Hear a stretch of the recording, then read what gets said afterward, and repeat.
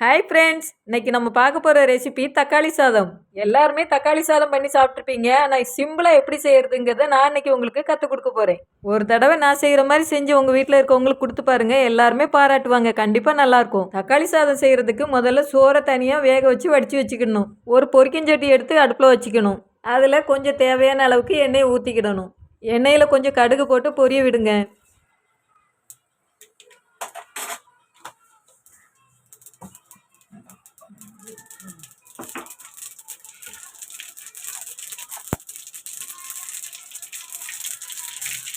கடுகு பொரிஞ்சதும் கொஞ்சம் கருவேப்பிலை போட்டு பொரிய விடுங்க. அதுக்கப்புறம் நீல வாக்கில் வெட்டி வச்ச பச்சை மிளகாயை கொஞ்சம் போட்டு அதையும் நல்லா வதங்க விடுங்க.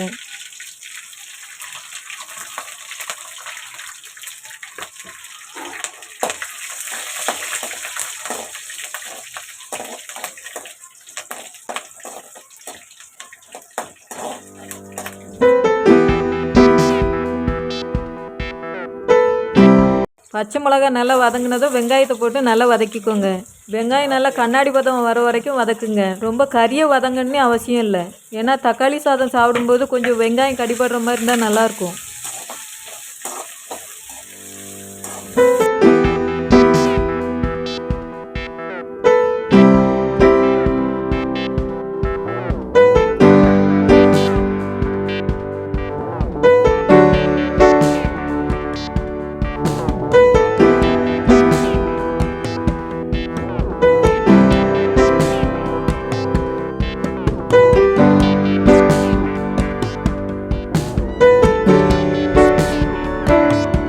அதனால் இந்த பக்குவத்துக்கு வதக்கிக்கோங்க. வெங்காயம் நல்லா வதங்கினதும் இஞ்சி பூண்டு பேஸ்ட்டு போட்டுக்கோங்க.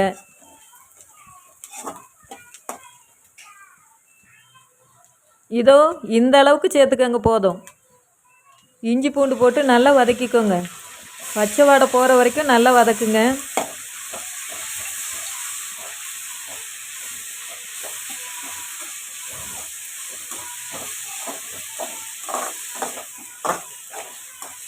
இஞ்சி பூண்டு பச்சை ஸ்மெல் போன உடனே நீங்கள் இந்த இடத்துல தக்காளி சேர்த்துக்கோங்க.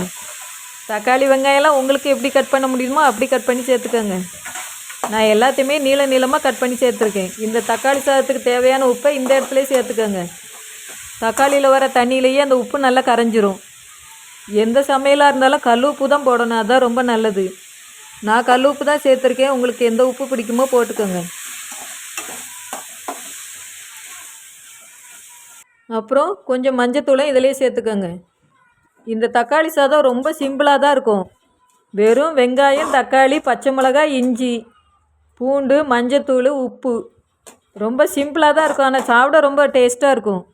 இதுக்கப்புறம் தக்காளி நல்லா வதங்குற வரைக்கும் கிண்டிக்கிட்டே இருக்கணும்.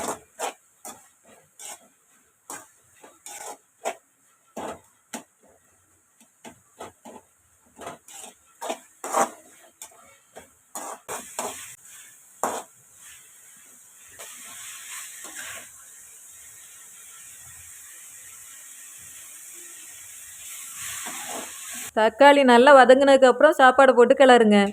அவ்வளோதான், தக்காளி சாதம் ரெடி. நான் தக்காளி சாதம் 4-5 பேர் சாப்பிட்ற மாதிரி செஞ்சுருக்கேன்.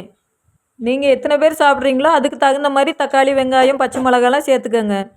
அப்புறம் ஒரு முக்கியமான விஷயம், என்கிட்ட இன்றைக்கி கொத்தமல்லி இல்லை, அதனால நான் கொத்தமல்லி தழை சேர்க்கலை. நீங்கள் கண்டிப்பாக கொத்தமல்லி இலை சேர்த்துக்கோங்க, அப்போ தான் ரொம்ப வாசனையாக இருக்கும்.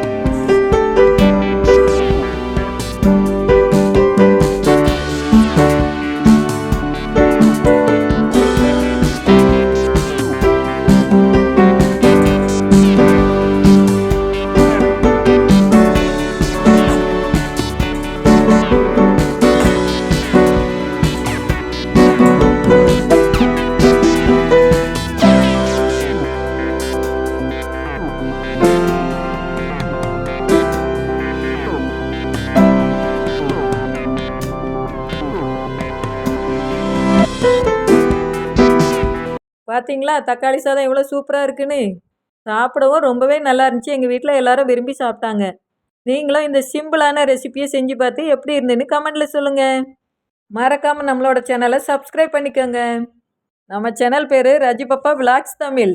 மறக்காமல் சேனலை சப்ஸ்கிரைப் பண்ணிக்கோங்க. அப்போ தான் இந்த மாதிரி ரெசிபீஸ்லாம் பார்க்க முடியும்.